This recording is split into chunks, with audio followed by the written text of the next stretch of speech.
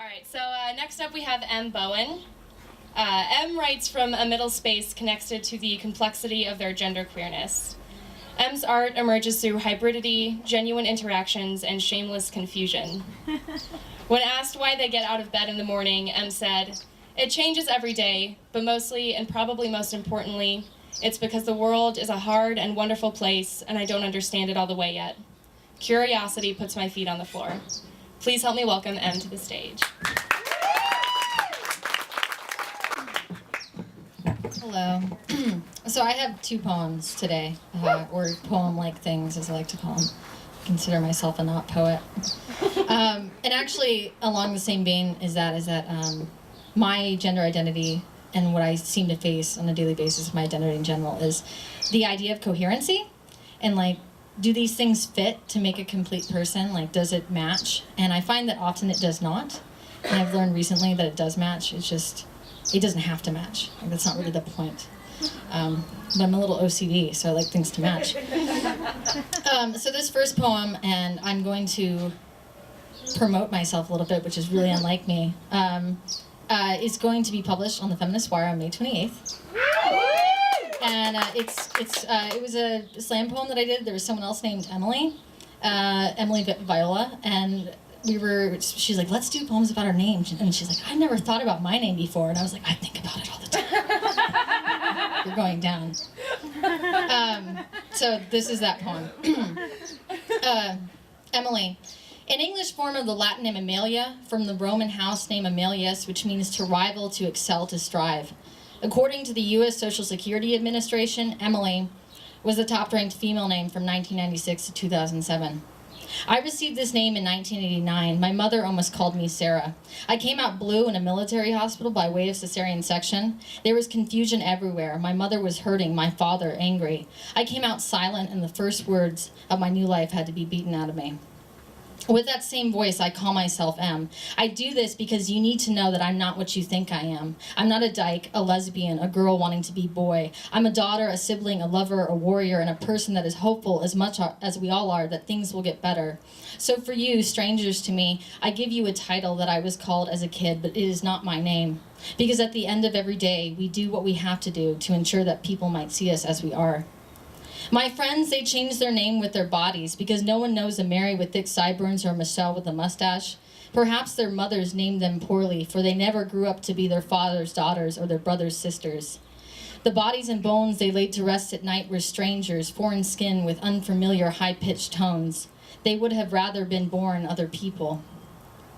I never wanted to be who I am because I am not one thing. I wanted my name when it served me. I hated it when I was done pretending I was somebody else. But I'm not somebody else, that's the thing. I'm only myself, and I've never been one thing. My name is all of me. It's where I come from. It's where I'll go. It's all the dreams my mother had for me and had for herself. We are not only ourselves. We come from someone and from somewhere else, too. This is the space I find myself in when I think that I belong to no one. My name, it cements me into history, all of history, including my own. It says I'm part of it all, though some days I feel separate entirely. To be called something, anything, means you have reached out and been touched by another, even if it is as soft and quiet as the wind calling you at twilight. You belong, it says, and the sound of morning birds. You belong, they say, and the voice deep inside you resounding. You belong, I made you this way, I made you this way.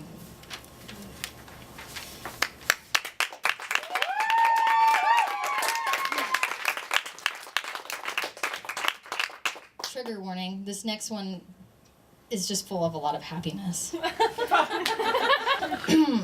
This one is called Getting to Know You. I'm ready when you are. I wish I was closer. I'll be here. I say these things to you and I mean them, but you don't know that I mean them. We are strangers. We wonder why we are here. I'm telling you it can be here. I mean this. I have a reason for this because I want to outgrow that part of myself, the part that keeps me folded, pulls me into riptides, traps me out at sea, circles a closed track like a greyhound after a rabbit, around and around and around, the same songs played on repeat.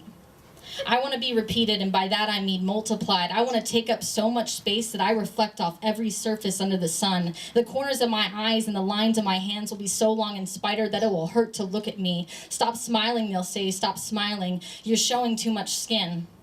I'm not looking to fill a space, I'm looking to hold space. You say you're worried about the mainstream, that I'll go back to it after all this, but girl, I smashed it with my fist just like I wished I'd smashed those whiskey bottles in the back alleys, just like how I smashed that watermelon in the middle of the street the night after I told my mother I was gay.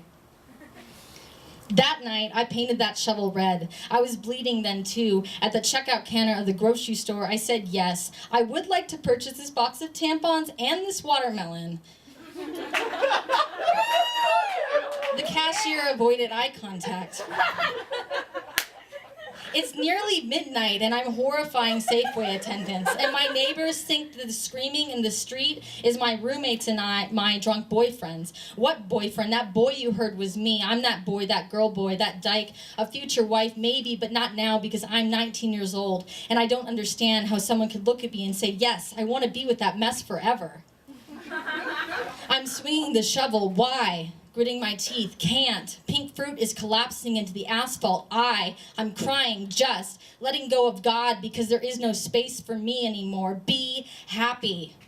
Why? Silence now. Can't. And sweat too. Dripping off the mask. B of my unkept brow. Happy. Why can't I be happy?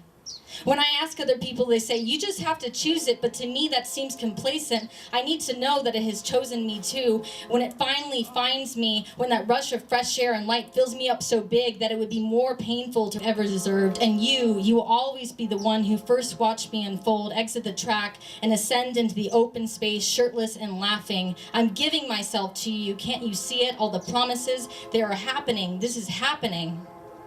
When they ask you, did you see it happen? Did he, she, they change? Did it hurt to look when they changed? What did their body feel like when it broke? Did you catch the many parts in your hands? Did he, she, they look you in the face? Was there a sound? What are they called now? You as my witness can say they are called coherence.